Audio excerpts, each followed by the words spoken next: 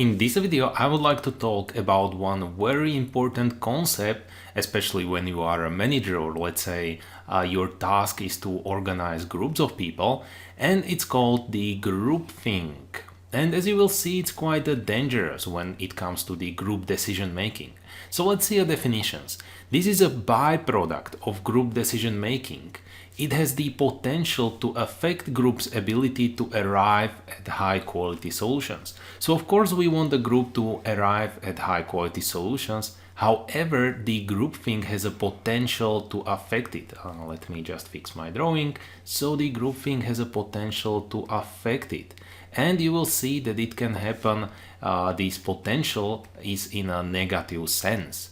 Because groupthink describes situations in which group pressures for conformity deter the group from critically appraising unusual, minority, or unpopular views.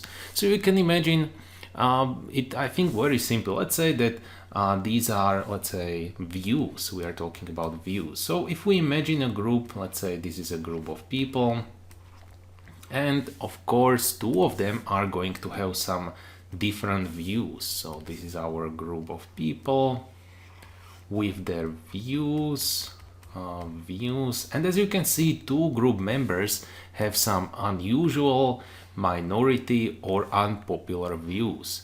Well, what will happen under the groupthink? That the group pressures for conformity will simply deter the group from critically appraising these. So what should group do is that they should listen to these guys. They should let these two guys speak about their opinion. However, the groupthink will cause that these opinions will simply disappear, so that this one will be of the same opinion as is the group, and also this one after all.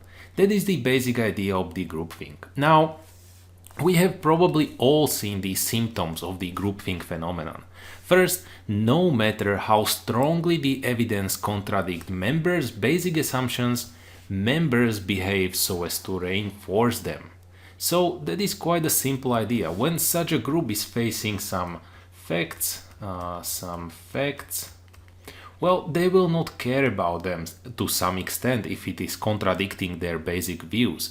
They will simply, as a group, tell themselves, we are fine, we are all right, our assumptions are the correct ones. That is the groupthink. Secondly, members apply direct pressures on those who momentarily express doubts about any of the group's shared views. So who express some doubts about any of the group's shared views? You have seen it. These two guys originally had different views, but what happened afterwards was that the groups expressed some direct pressures on them. So this is direct pressure, this is the direct pressure, then we have it here and over here. Finally, there is an illusion of unanimity. So unanimity. If someone doesn't speak, it is assumed he or she is on full accord.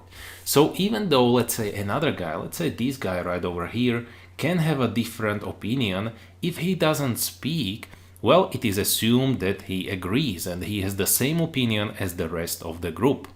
Now, the question is, does groupthink attack all groups? No, it does not happen in all of the groups.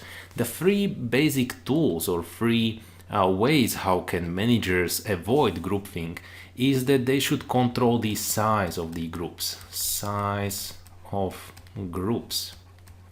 Of course, the larger the group is, the higher the probability of groupthink to occur.